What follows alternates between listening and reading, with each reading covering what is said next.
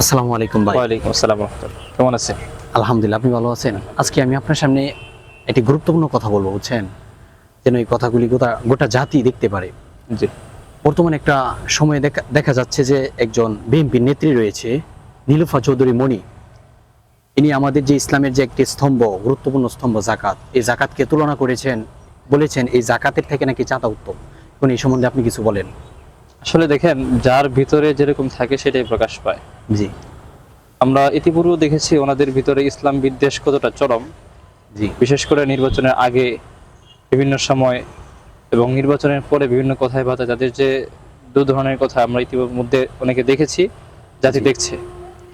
আর নীলুফার চৌধুরী নীলু যে কাজটা করেছে, আসলে উনি হচ্ছে সংসদের সংরক্ষিত নারী আসনের বিএনপি মনোনীত এমপি।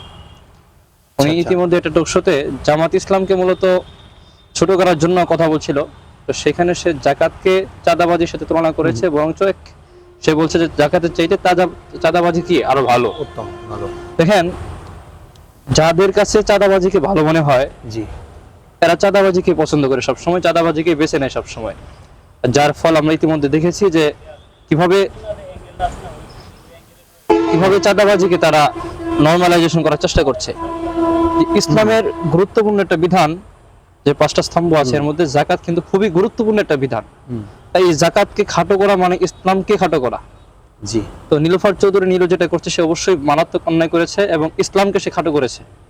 আমাদের অবস্থান থেকে দাবি হবে, এই নীলুফার চৌধুরীকে যে এমপির পদ দেওয়া হয়েছে, জি অবশ্যই তাকে শাস্তির আওতায় আনতে হবে এবং সে কেন ইসলামের বিরুদ্ধে এই কথাটা বলছে তাকে জিজ্ঞাসাবাদ করতে হবে। দেখেন, যে এই কথাটা যে বলছে, এটা কিন্তু হঠাৎ বলে ফেলা কোনো কথা না, এটা মুখ ফুসকে বের হয়ে যাওয়ার কোনো কথা না, বরঞ্চ তার ভিতরে যে দীর্ঘদিন ইসলামের প্রতি যে একটা বিদ্বেষ, জাকাতের প্রতি যে তার একটা বিদ্বেষ, সে হয়তো দীর্ঘদিন যাবত জাকাতকে চাঁদাবাজির চাইতে আপনার নিচু মনে করে আসছে।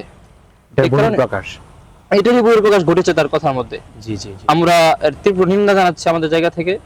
এবং বিএনপি যেহেতু ক্ষমতা এসেছে নির্বাচনের মাধ্যমে, কিভাবে নির্বাচনে এসেছে আমরা সেদিকে যাচ্ছি না। জি যেহেতু নির্বাচন করে ক্ষমতা এসেছেন, আমরা আপনাদেরকে বলবো, যেহেতু আপনাদের নেত্রী, আপনাদের মনোনীত নেত্রী, আপনারা তাকে দেখবেন যেন তার কারণে আপনাদের দলের কোনো ক্ষতি না হয়ে যায়। জি এবং সে ইতিমধ্যে যে কথাটা বলেছে, অবশ্যই সেটা খুবই হুমকি আপনাদের দলের জন্য, দেশের জন্য, সর্বোপরি ইসলামের জন্য। জি আমরা আপনাদেরকে বলবো আপনারা এটার প্রতিবাদ করেন এবং সম্ভব হলে তাকে পদ থেকে বিচ্যুতি দেওয়ার জন্য আমরা আবেদন রাখছি। আসসালামু আলাইকুম রহমতুল্লাহ।